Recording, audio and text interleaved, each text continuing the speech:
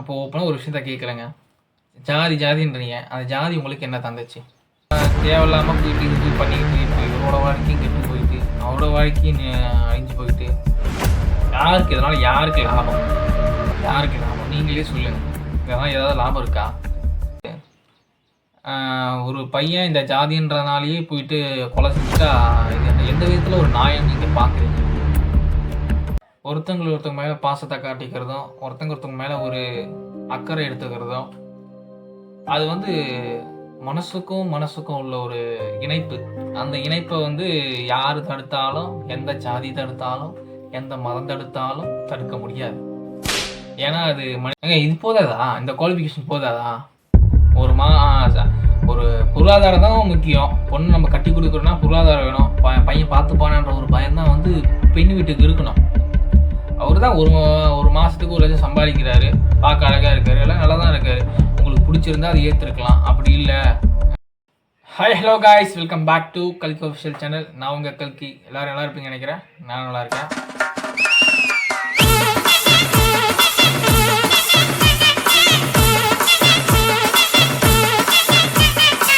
மறுபடியும் நம்ம சமுதாயத்துல ஒரு பேசுபொருளா ஒரு விஷயம் நடந்திருக்கு. அப்படி என்னன்னு கேட்டீங்கன்னா, உங்களுக்கு எல்லாத்துக்கும் தெரிஞ்சிருக்கும்.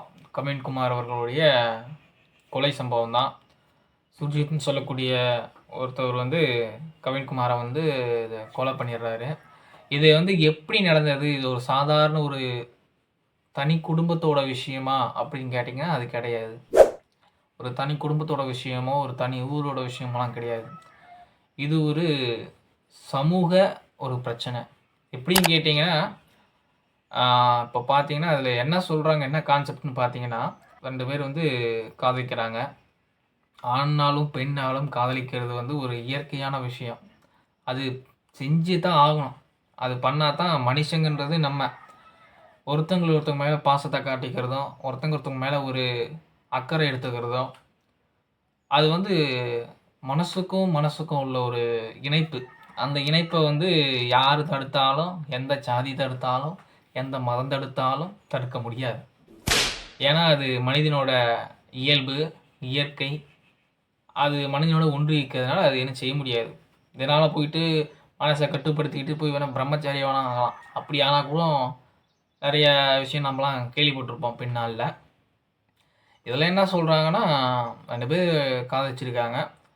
இவர் கவின்குமார்ன்றவர் பார்த்தீங்கன்னா, இப்போ தான் அவர் வந்து அவர் எப்படி சொல்கிறதுனா, பொருளாதாரத்தில் மிகவும் பின்தங்கி இருந்த குடும்பம் இவர். இப்போ வந்து இருக்க காலகட்டத்தில் ஒரு வழியாக நல்லா படித்து நல்ல டிகிரிலாம் வாங்கி போயிட்டு ஐடி கம்பெனியில் வந்து வேலை செஞ்சுக்கிட்டு இருக்காரு. மாதம் 1,00,000 சம்பளம் வாங்குற அளவுக்கு அவரோட நிலைமை வந்து உயர்ந்திருக்கு. அப்படி உயர்ந்திருக்கும் போது பார்க்குறலாம் அழகாக தான் இருக்கார். ஹீரோ மாதிரி தான் இருக்கார். நான் பார்த்துருக்கேன். அழகாக தான் இருக்கார். பெண்ணும் காதலிச்சிருக்காரு, ஆணும் காதலிச்சிருக்காரு. இது எங்கே போய் முடிஞ்சிருக்குதுன்னா, ஏங்க இது போதாதா? இந்த குவாலிஃபிகேஷன் போதாதா? ஒரு பொருளாதாரம் தான் முக்கியம். பொண்ணு நம்ம கட்டி குடுக்குறோம்னா பொருளாதாரம் வேணும்.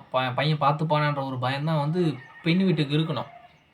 அவரு தான் ஒரு மாசத்துக்கு 1,00,000 சம்பாதிக்கிறாரு. பார்க்க அழகா இருக்காரு. எல்லாம் நல்லா தான் இருக்காரு.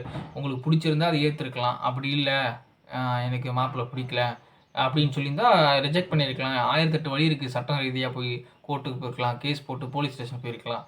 1008 வழி இருக்குது. இதெல்லாம் விட்டுட்டு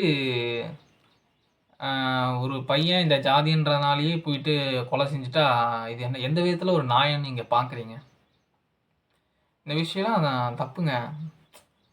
எவ்வளோ விஷயத்த தான் நம்மளும் பேசி பேசி போகிறது. கிட்டத்தட்ட இதை 3வது ஒரு பேசுபொருளாக, அதுவும் சமுதாயத்தில் பேசுபொருளான ஒரு நிகழ்வு. இதோட அதிகமான நிறைய விஷயம் இருக்குது. நிறைய கொலை சம்பவம்லாம் இருக்குது. ரோட்டில் போயிட்டு இருக்காங்க, ஒருத்தனை பட்ட பகலே வெட்டுறாங்க. இதெல்லாம் எங்கே ஆரம்பிக்குது? ஏன் பண்ணுறாங்க? எதுக்கு பண்ணுறாங்கன்னு தெரியல. முன்னுதாரணம் உங்களுக்கு விரோதம் ஏதாவது இருந்துச்சுன்னா, இவர் அண்ணன் கோபி சுதாகர் அண்ணன் சொல்கிறாரு பாருங்க, சூப்பரான ஒரு பாயிண்ட்டுங்க.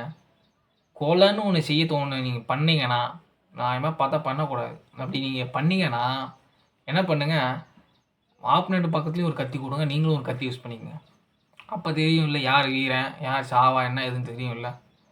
அது ஏன் ஒரு கோடத்தனமான ஒரு புத்தி. அந்த காலத்தில் அதுதான் பண்ணுவாங்க. போர்க்களத்தெல்லாம் போனால் ஒரு வீரனை சரிக்கணும்னா அவன் கையில் ஆயுதம்லாம் இருந்தால் அவனை அடிக்க மாட்டாங்க அப்படின்ற ஒரு தர்மம்னு இருந்தது. ஆனால் இப்போ அப்படி இல்லை. மறைஞ்சு என்ன தாக்கலாம், எப்படி வேணால் தாக்கலாம். அப்போ அதுக்கப்புறம் அதெல்லாம் பிரச்சனை கிடையாது. இப்போது மனுஷன் வந்து இப்போ எங்கே வந்து இறங்கி போகிறான்னா, ஜாதி மதம் பார்க்குறான் பாரு, அந்த இடத்துல தான் இறங்கி போகிறான். ரொம்ப மோசமான ஒரு சூழலுங்க இதெல்லாம். ஏன் நடக்குது, எதுக்கு நடக்குதுன்னு கேட்டால் தெரியல. சமுதாய ரீதியாக ஒன்று பண்ணிகிட்டு இருக்கீங்க. எல்லாரும் தமிழனா ஒன்றிணைந்து வாங்குறான்னு ஒரு பக்கம் ஒரு கட்சி சொல்லிக்கிட்டு இருந்தால் அதெல்லாம் கேட்க மாட்டானுங்க. நாங்கள் ஜாதி பெருமை பேசிக்கிட்டு தான் இருப்போம், ஜாதியில் தான் இருப்போம்லாம் இன்னும் இருந்துகிட்டு இருக்கீங்க. நான் என்ன கேட்குறேன், இப்போ ஓப்பனாக ஒரு விஷயத்த கேட்குறேங்க. ஜாதின்றீங்க, அந்த ஜாதி உங்களுக்கு என்ன தந்துச்சு? ஜாதினா என்ன தந்துச்சுன்னு சொல்லுங்கள். உங்களுக்கு அப்படி ஏதாவது சட்ட சிக்கல் எங்கள் சமுதாயத்தில் வந்து இந்த விஷயம் கிடைக்கல அப்படின்னா, இப்போ அண்ணா கோபி சுதாகரனே சொன்ன விஷயமே இருக்கே, உங்கள் ஜாதிக்காரனை படிக்க வைங்க, உங்கள் ஜாதிக்காரனை வக்கீலாக்குங்க, உங்கள் ஜாதிக்காரனை போலீஸ் ஆக்குங்க. அதெல்லாம் ஏன் பண்ண மாட்டேறீங்க? நமக்கெல்லாம் 6 அறிவு இருக்குன்னா சரியான ஒரு சிந்தனையில் சரியான ஒரு பாதையில் எல்லாம் பயணிப்பாங்க. இல்லைன்னா தேவையில்லாமல் போயிட்டு இது போய் பண்ணிக்கிட்டு இப்போ இவரோட வாழ்க்கையும் கெட்டு போயிட்டு அவரோட வாழ்க்கையும் அழிஞ்சு போயிட்டு யாருக்கு இதனால் யாருக்கு லாபம்? யாருக்கு லாபம்? நீங்களே சொல்லுங்கள். இதெல்லாம் ஏதாவது லாபம் இருக்கா?